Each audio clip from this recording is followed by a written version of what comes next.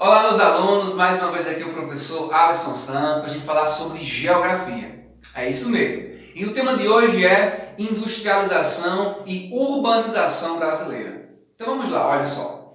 Até o século XIX, o Brasil ele era um país rural, basicamente rural. Isso significa dizer que ele não tinha indústrias. É isso mesmo. Olha, temos um destaque bastante significativo para o período de 1830 a 1929. É quando o café tem grande expansão na atividade no Brasil. Ou seja, a atividade cafeeira em São Paulo especialmente e no Rio de Janeiro tem grande atividade. E isso faz com que o Brasil tenha grandes investimentos nesse segmento. E parte do lucro que era extraído com o café apontava a compra para máquinas que faziam as fábricas, começavam as primeiras fábricas aqui no Brasil, certo? Já no início do século XX, a crise do café, certo? Também as guerras, e isso tem uma questão muito importante que a gente precisa destacar. Como, por exemplo, que café e guerra faz com que impulsione a industrialização no Brasil. É isso mesmo, café e guerra. O excedente do café ele era promovido para comprar as fábricas, ou o maquinário para montar as fábricas. Beleza, iniciava aí uma industrialização. A crise, no caso com as guerras, os produtos importados que o Brasil importava dos países que estavam em conflito, eles acabavam sendo produzidos aqui no Brasil. Por que isso? Os países estavam em conflito, estavam em guerra, não produziam os produtos e fazia com que o Brasil produzisse esses produtos. Tá? Outra questão muito bacana é Juscelino Kubitschek, um presidente brasileiro que deu vantagens às indústrias construírem as fábricas aqui no Brasil, doando terrenos, isenção de impostos, esse tipo de coisa, e aí fez com que as fábricas pudessem vir aqui para o Brasil. Só uma observação, o Brasil hoje ele é industrializado, tá? Porém ele está muito ainda atrás tecnologicamente de países de ponta, países da Europa, dos Estados Unidos, por exemplo. Tá? Agora sim, por que isso?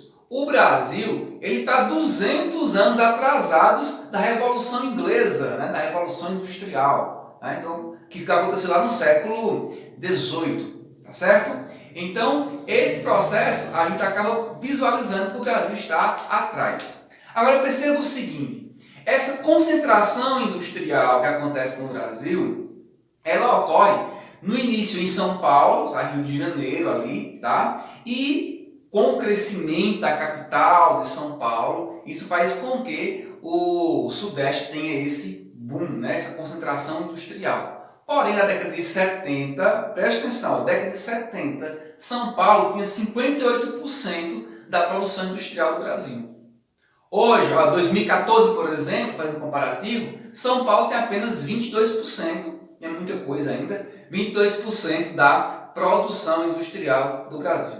Mas por que isso? Por que São Paulo e o Sudeste perdeu essa concentração industrial? O custo elevado dos imóveis, certo? Para construir as fábricas, colocar as fábricas lá. Os elevados salários dos funcionários também faz com que eles saiam lá a essa desconcentração do Sudeste. A escassez de terreno para construir as fábricas, os altos impostos. Então, isso são alguns motivos pelos quais há essa desconcentração. Vão se expandir as empresas para outras partes do Brasil.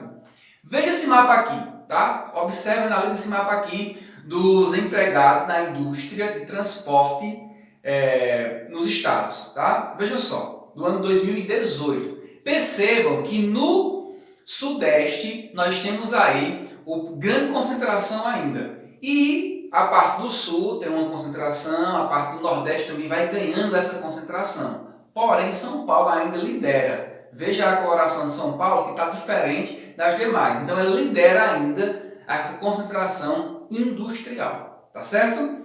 Agora, para ter concentração industrial, pessoal, precisa também ter uma rede de transportes. Para que essa rede de transporte? Para levar a mercadoria para as outras pessoas. E o Brasil é um país muito grande. Nós temos hidrovias, que é aquele transporte em meio de água, certo?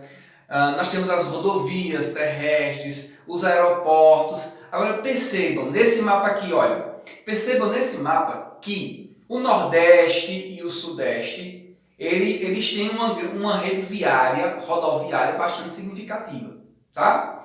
Olhe para o Norte agora, na região Norte, a gente percebe que a hidrovia ela tem uma maior potencialidade. Navegar nos rios tem mais potencialidade do que aqui no Sudeste, Sul e no Nordeste. Beleza? Perceba aí que no Norte, mais hidrovias, certo? E no Sudeste, nós temos mais a questão de redes viárias, rede rodoviária. Tá ok? Com isso, a comunicação também é algo muito importante. E aí eu trago outro mapa para vocês. O mapa de acesso de domicílios pela internet. Tá? Esse mapa é do ano 2016. Veja só que no Brasil, os domicílios no ano 2016, 69,3% dos domicílios brasileiros tinham acesso à internet. Tá? Veja que no Norte, região Norte, 62,4%, região Nordeste, 56,6% dos domicílios, no Sudeste, 76,7%, no Sul, 71,3% e no Centro-Oeste, 74,7%. Perceba, pessoal, que tem maior acesso à internet é a região Sudeste, tá? Ou seja, a região também mais industrializada. E a região que tem menor acesso à internet por domicílio é a região Nordeste. Tá? Então ficamos aqui com mais uma aula do professor Alisson Santos, certo? Só um pouquinho aí sobre industrialização e urbanização que a gente acabou de assistir, tá? Dê um like no vídeo se você gostou, um forte abraço do professor Alisson Santos. Valeu!